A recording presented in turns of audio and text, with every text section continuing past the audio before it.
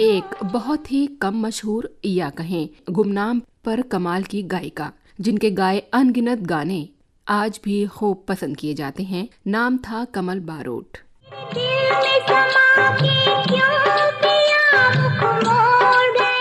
60 वर्ष से ज्यादा वक्त बीत जाने के बाद भी रूठी दादी को मनाने के लिए बच्चे आज भी कमल बारोट का गाया यही गाना गुनगुनाते हैं।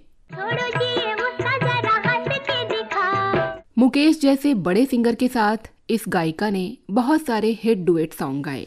हम तुम हो बैठे तुम।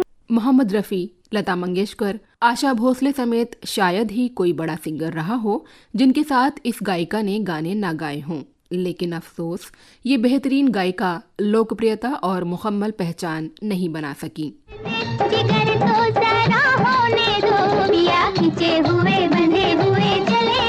कमल बारोट की जिंदगी का सफरनामा दर्शकों तक पहुंचाना, जानकारी जुटाना, किसी हेरिटेज साइट की खुदाई में मिले शिलालेख पर अज्ञात पांडुलिपि में दर्ज वर्णन को परिभाषित करने जैसा रहा।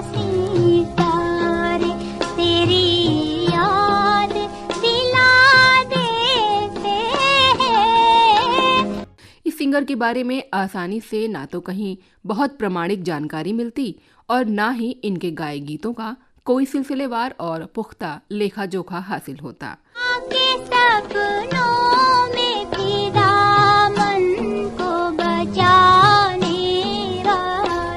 कुछ बातें शोध छात्रों द्वारा उन पर लिखी बेहद सीमित जानकारी से पता चली तो कुछ पुराने ब्लॉगर्स के लेखों से हासिल हुआ, जबकि महज चंद बातें पुराने अखबारों के आर्काइव लेखों से पता चल सकी।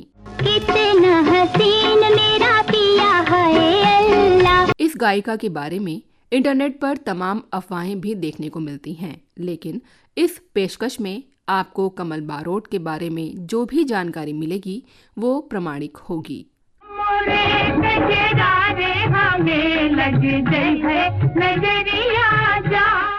कल्याण जी आनंद जी की पसंदीदा रही ये गायिका आखिर कैसे गुमनाम रह गईं?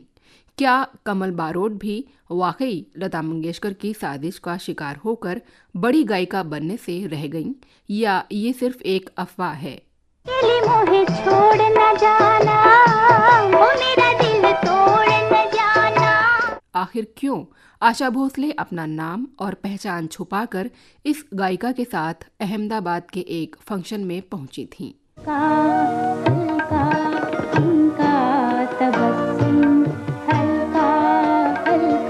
भारत के पहले प्रधानमंत्री के निधन की अगली सुबह ऑल इंडिया रेडियो ने क्यों इस गायिका के एक गाने से अपने कार्यक्रम की शुरुआत की थी? हमको हंसाए न कोई, आज रूठी चाहता। साथ ही खोलेंगे इस गुमनाम गायिका की जिंदगी की वो परतें जो दुनिया के सामने आई ही नहीं।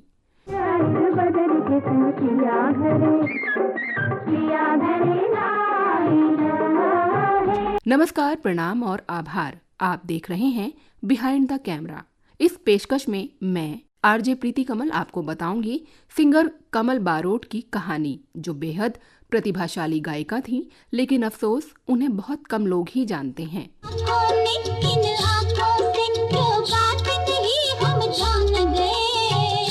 कमल बारोट का जन्म 18 नवंबर 1938 को दक्षिण अफ्रीका के तंजानिया में हुआ था। वो मूल रूप से एक गुजराती परिवार से थीं। उनके परिवार में भी संगीतमय माहौल था। इसका असर कमल पर भी पड़ा। उन्हें गायकी का शौक होने लगा। वो छोटे उम्र से ही लता मंगेशकर की बहुत बड़ी मुरीद थीं। यहाँ एक बात जानना दिलचस्प है कि कमल बारोट के भाई चंद्रा बारोट ने ही 1978 में ब्लॉकबस्टर फिल्म डॉन का निर्देशन किया था। कमल बारोट को गायकी का शौक उन्हें भारत खींच लाया और उन्होंने मुंबई के सोफिया कॉलेज फॉर वुमेन में दाखिला ले लिया, जहां वो अपनी सहेलियों को पकड़ पकड़ कर गाने सुनाती थीं। कॉलेज के दिनों में ही सहगल मेमोरियल सिंगिंग कॉन्टेस्ट का आयोजन हुआ, जिसमें कमल ने भी शिरकत की और प्रतियोगिता जीत भी ली।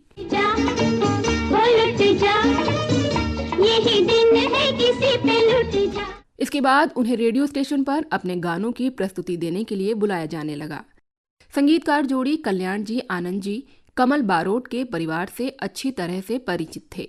एक बार जब उन्होंने रेडियो पर इनकी गायकी सुनी तो अपनी मंडली में इन्हें भी शामिल कर लिया। ये संगीतकार जोड़ी उन दिनों फिल्मों में काम पाने के लिए संघर्ष कर रही थी और म्यूजिकल शो कल्याण जी आनंद जी नाइट्स नाम से शो आयोजित करती थी। इस कार्यक्रम में खूब भीड़ उमड़ती थी। इसी शो में एक बार कमल को सिंगर मुकेश के साथ डुएट गाने का मौका मिला। इस शो में लता मंगेशकर भी मौजूद थीं। सबको कमल की आवाज बहुत पसंद आई।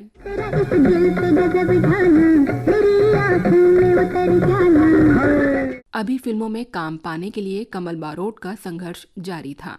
इसी बीच उनकी मुलाकात मशहूर संगीतकार सी रामचंद्र से हुई। उन्हें 1957 में आई फिल्म शारदा के गाने भागवान जरा धीरे बोल में मौका दिया। हालांकि इस गाने में उन्हें आशा भोसले, शमशाद बेगम और चांद बाला जैसी गायिकाओं के बीच महज चंद लाइनें ही गाने का मौका मिला था। खट्टू भाड़े के टट्टू और नहीं कोई तुझको काम, जब देखो ये पुस्तक लेकर जपता है तू राम नाम। इस शुरुआती ब्रेक के बाद उन्हें कोई काम नहीं मिला। उन्होंने अपनी तरफ से पूरी कोशिश की, लेकिन इस नई गायिका को मौका देने के लिए कोई तैयार नहीं था। संगीतकार कल्याण जी ने 1959 में आई फिल्म ओ तेरा क्या में कमल से सुबीर सेन के साथ एक डुएट गवाया। विधिवत रूप से एक सिंगर के तौर पर हिंदी सिनेमा में कमल बारोट की एंट्री इसी गाने से मानी जाती है।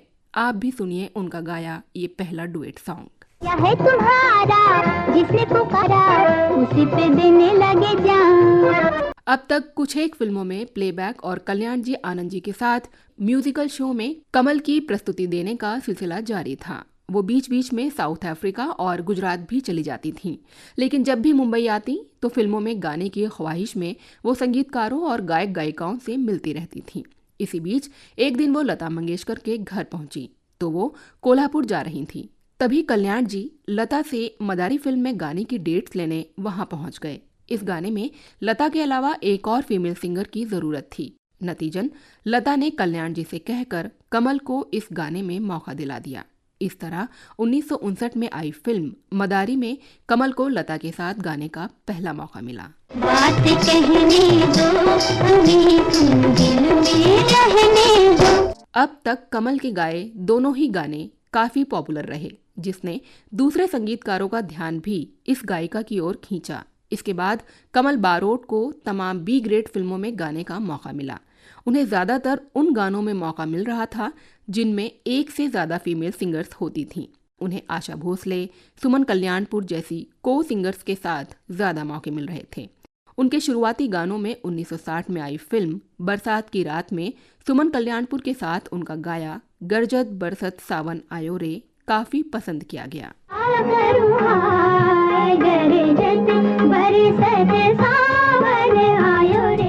दरअसल कमल बारोट ने विधिवत रूप से किसी उस्ताद से संगीत की शिक्षा नहीं ली थी।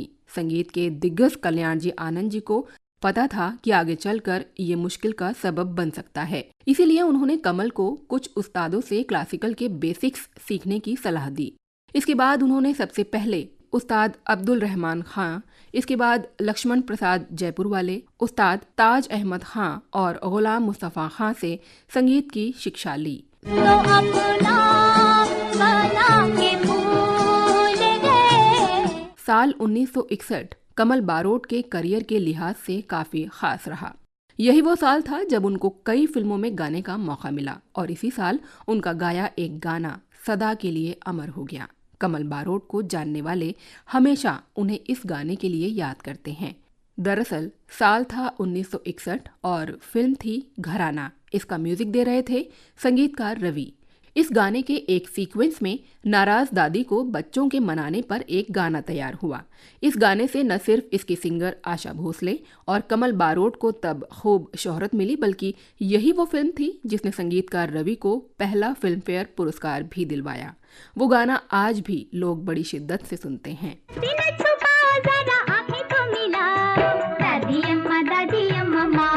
इस गाने की रिकॉर्डिंग के बाद एक मजेदार वाकया हुआ था। दरअसल आशा भोसले और कमल बारोट में शुरू से ही अच्छी दोस्ती रही। इस गाने की रिकॉर्डिंग के बाद कमल ने आशा जी को बताया कि वो अगले दिन एक कॉलेज में कार्यक्रम देने अहमदाबाद जा रही हैं। आशा ने कमल से पूछा कि उनके साथ और कौन जा रहा है। कमल ने कहा कि शायद उनके घर का कोई सदस्य जाएगा। इस पर आशा ने उनसे पूछा कि क्या मैं तुम्हारे साथ चलूं? कमल बारोट बोली कि आप इतनी बड़ी सिंगर हो और अगर किसी ने पहचान लिया तो?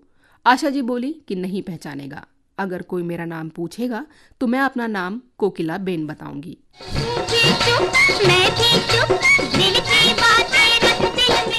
दरअसल ये सोशल मीडिया का जमाना नहीं था। उस वक्त आशा जी का नाम तो सब जानते थे, लेकिन उनकी शक्ल हर कोई नहीं पहचानता था। खैर, नाम बदलकर आशा जी उस कॉलेज के फंक्शन में पहुंच गईं। कमल बारोट ने वहां अपना कार्यक्रम दिया। ये दोनों वहां से निकलने ही वाले थे कि संगीतकार अविनाश व्यास वहां पहुंच गए और आशा जी को देखते ही पूछ बैठे कि तुम यहाँ क्या कर रही हो? जब सच्चाई खुली तो सबने खूब ठहाके लगाए। बात पूरे कॉलेज में फैल गई और प्रिंसिपल से लेकर स्टूडेंट तक सब ने आशा जी को घेर लिया और सब ऑटोग्राफ लेने लगे। धड़का तो होगा दिल जरूर। फिल्मों में कमल बारोट के एकल यानी अकेले गाए हुए सोलो सॉन्ग बहुत कम देखने को मिलते हैं, लेकिन उन्होंने जो भी गाया वो बिल्कुल ही अलग था। उस दौर में एक खास स्टाइल में गाने का चलन था और ज्यादातर फीमेल सिंगर्स उस शैली को फॉलो करती थीं। लेकिन थोड़ा बचपना समेटे कमल बारोट की खनकती आवाज सुनने वालों पर अलग ही प्रभाव डालती थी। 1961 की एक बी ग्रेड फिल्म रामू दादा में कमल का गाया बेहतरीन सोलो सॉन्ग माना जा सकता है।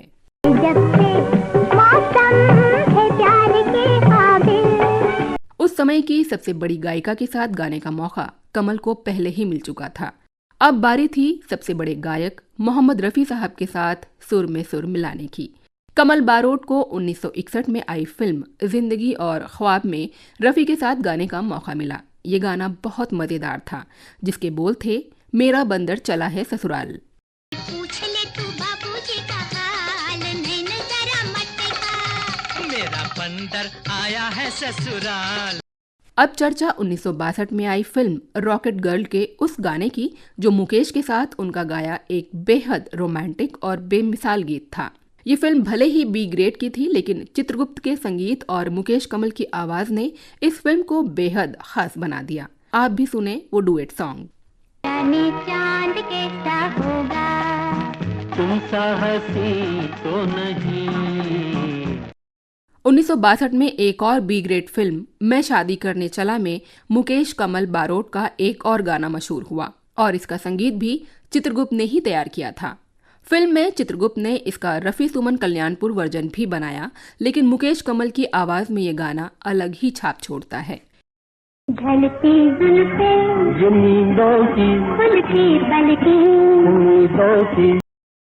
एक सिंगर के तौर पर कमल बारोट का करियर चल निकला, लेकिन उनके साथ दिक्कत ये रही कि उन्हें सोलो यानी एकल गाने ना के बराबर मिल रहे थे। उनसे या तो डुएट गवाए जा रहे थे या फिर कई गायिकाओं की आवाज में रिकॉर्ड होने वाले गानों में उनको मौका मिल रहा था, जो आगे चलकर उनके गुमनाम रह जाने की वजह भी बना।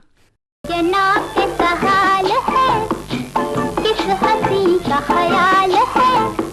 1962 में ही फिल्म संगीत सम्राट तानसेन में कमल बारोट ने महेंद्र कपूर के साथ क्लासिकल बेस्ड एक बेहतरीन भजन गाया, जिसके गीतकार थे शैलेंद्र और संगीत दिया था एस.एन. त्रिपाठी ने।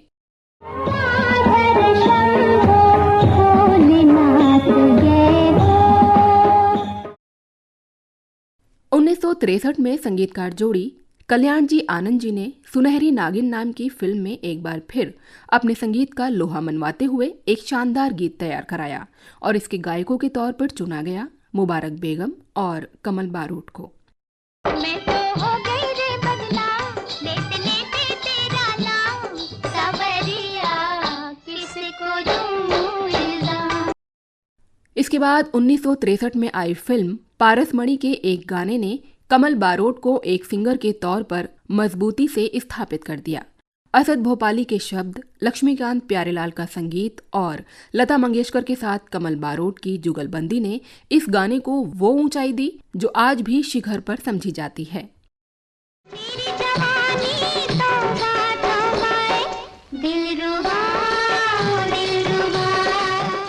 संगीतकार जोड़ी लक्ष्मीकांत प्यारेलाल ने एक जोड़ी के तौर पर इस गाने से फिल्मों में शुरुआत की थी और फिल्मी दुनिया में दमदार एंट्री मारी थी। अब बात 1964 में आई फिल्म तूफान के उस गाने की जिसमें 1, 2 या 3 नहीं, पूरे 5 सिंगर्स ने एक साथ आवाज दी। ये सिंगर्स भी एक से बढ़कर एक फनकार थे। मोहम्मद रफ़ी, लता मंगेशकर, मुकेश, उषा मंगेशकर और कमल बारोट। आया है आज तुझे देखकर, यहीं पे रोक ले। अब बात उस गीत की जो एक बहुत बड़े गम की अगली सुबह सबसे पहले देश ने सुनी। ये गाना है आज हमको हंसाए न कोई, आज रोने को जी चाहता है। आमतौर पर चुलबुले गीत गाने वाली कमल बारोट ने जब गम में डूबा ये गीत गाया तो इसे बेनज़ीर बना दिया। देश के पहले प्रधानमंत्री पंडित नेहरू की मौत की अगली सुबह जब गानों के कार्यक्रम की शुरुआत हुई तो सबसे पहले यही गाना प्ले किया गया। आज हमको हंसाए न कोई, आज रोने को जी चाहता है। कमल बारोट ने एक से बढ़कर एक फीमेल डुएट्स गाए।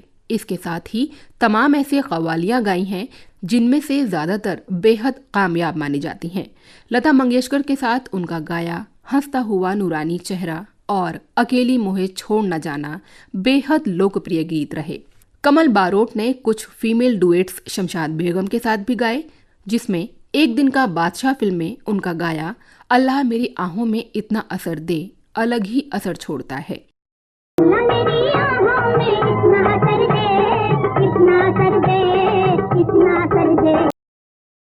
वहीं फिल्म हम एक हैं में मुबारक बेगम के साथ मतवारे सांवरिया के नैना भी बेहद उम्दा गीत है, जबकि मीनू पुरुषोत्तम के साथ काला चश्मा में गाया आंखों में कोई यादों में कोई बेहतरीन नगमा है। इसके अलावा कृष्णा काले के साथ छुट्टी आ गई ढोल बजाएंगे, उषा मंगेशकर के साथ हमें ये दुनिया वाले प्यार का इल्ज़ाम दें, उषा टिमोथी के साथ जइयो ना जमुना पे तुम राधा जैसे कई ऐसे गीत हैं जिनमें कमल बारोट ने बेहतरीन जुगलबंदी की है। हमें ये दुनिया वाले प्यार का इल्जाम देते हैं, मगर हम है कि फिर भी। 60 के दशक में गायिका के तौर पर कमल बारोट सबसे ज्यादा सक्रिय रहीं। इसके बाद उन्हें गाने मिलने कम हो गए। 70 के दशक में उन्होंने सबका साथी, यारी जिंदाबाद, श्री कृष्ण अर्जुन युद्ध जैसी कुछ सीमित फिल्मों में ही गाने गाए।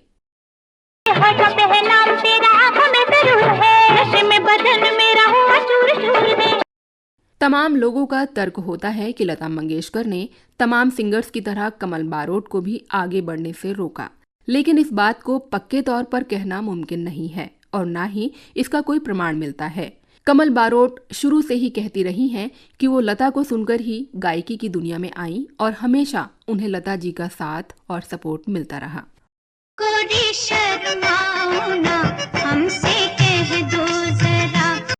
अपने करियर में ज्यादातर इस गायिका ने डुएट या ग्रुप सॉन्ग्स ही गाए।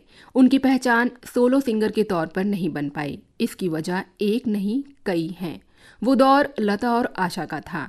चाहकर भी कई संगीतकार ऐसी सिंगर्स के सोलो गवाने का जोखिम कम ही उठाते थे। उन्हें डर रहता था कि कहीं वो नाराज ना हो जाएं। कमल बारोट भी शमशाद, मुबारक बेगम, सुमन कल्याणपुर, उषा टिमोथी जैसी तमाम गायिकाओं की तरह हाशिए पर ही रहीं। लेते लेते तेरा नाम सवरिया, किसको दूं इल्जाम। भले ही एक गायिका के तौर पर कमल बारोट हमेशा गुमनाम रहीं, लेकिन उन्हें हमेशा इस बात का संतोष रहा कि उन्होंने सभी बड़े सिंगर्स और म्यूजिक डायरेक्टर्स के साथ काम किया है।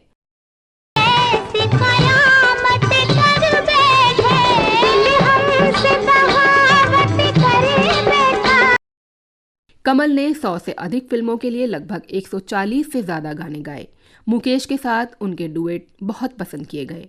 उन्होंने HMV के साथ अपने गानों का एल्बम भी जारी किया था, जिसका संगीत कल्याण जी आनंद जी ने ही तैयार किया था।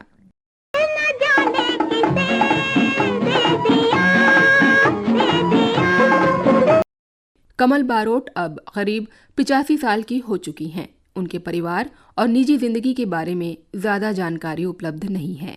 अगर आपके पास उनसे जुड़ी कोई सूचना हो तो जरूर साझा कीजिएगा। कमल बारोट की सेहतमंद जिंदगी की कामना करते हुए मैं आपसे विदा लेती हूँ। कार्यक्रम पसंद आया हो तो चैनल को सब्सक्राइब जरूर करें। नमस्कार।